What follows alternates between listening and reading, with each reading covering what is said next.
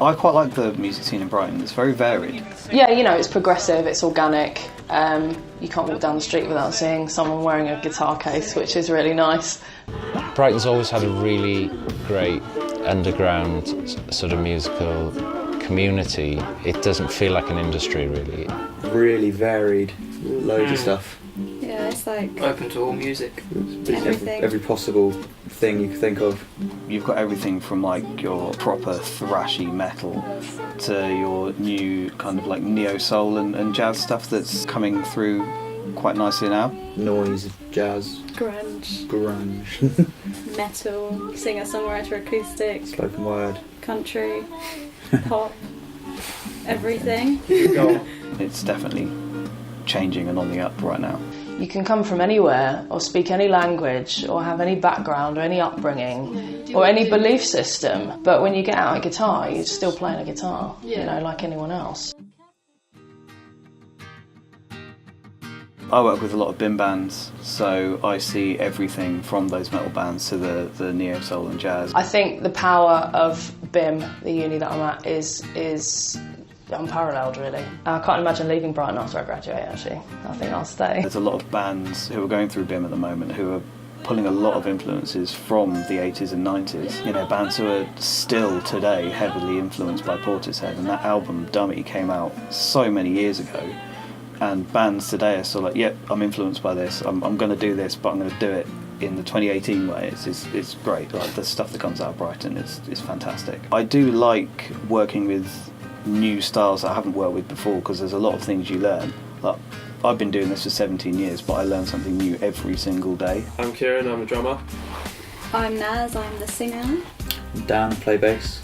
I'm Reese, play the guitar. We met at uni. What class was it? Performance class or something. Artist development. That's Oh yeah. In our first year of uni, so that was like 2.5 years ago.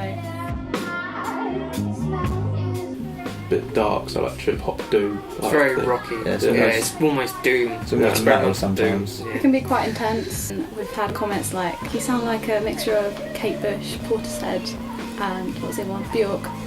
And then, you sound like Amy Winehouse on acid.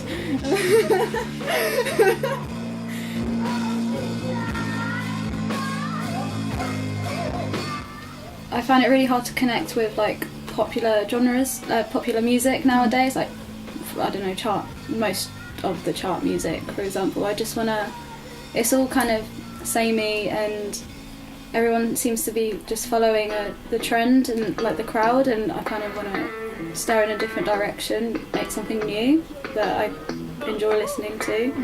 It's really nice just to not to play something that's saying 4 chords. Yeah. Or, you know, it's something that you can just kind of dive into a bit more.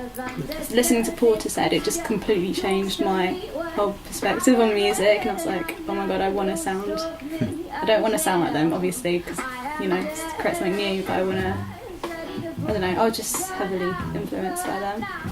We're finding it harder to slot in and get more recognition because of these other bands that are trying to sound like others, and people will go to that where they won't go to something that's a bit more creative as such. I love the Green Door store because I've seen it carry filthy, sweaty rock bands, I've seen it carry hip-hop events, I've seen it carry spoken word. You know, it's an incredible location, and it just feels so urban and underground. Prince Albert's really cool. That Green Door store. Open Room's one for me, I think. It's just got everything. I'm torn between Green Door Store and Sticky Mike's because I like the openness of Green Door Store, but I like how underground the Sticky Mike's is. Yeah. There's an interesting project called the Brighton Music Office, which is trying to map what the industry is, and it's the first time that anybody's ever really tried to map if there is an industry, rather than a load of venues and a load of bands and a load of promoters all working independently, but trying to understand how it all works together like a big jigsaw. So an industry requires a lot of logistics, not just sort of creative, not just places to play, but places to rehearse and places to buy instruments and also expertise in terms of production and stuff like that. There's plenty in Brighton. It's quite saturated with venues. I think that can be a problem sometimes, purely because you kind of dilute your audience so much. There's so much choice. Yeah. You know, in a place where there are fewer venues and fewer nights happening, crowds are bigger, you know, audiences aren't quite so tough. So maybe that could be seen as a minus. There's so much choice that it's actually too much, almost. Sometimes I think that can be the case. But, I mean, it's what you make it, really.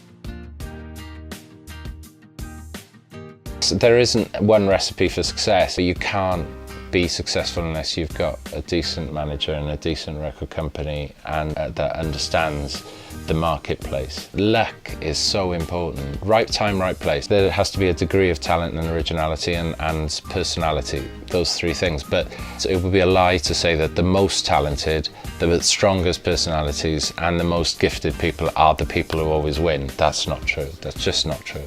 Targeting the right audience. Yeah. Sometimes it's down to luck, but then most of it is hard work as well. It's hard work, but the luck is full down to who shows up and where it's at. Yeah. At the right time. But there is a market for it, we just got to pinpoint it, haven't we? Yeah.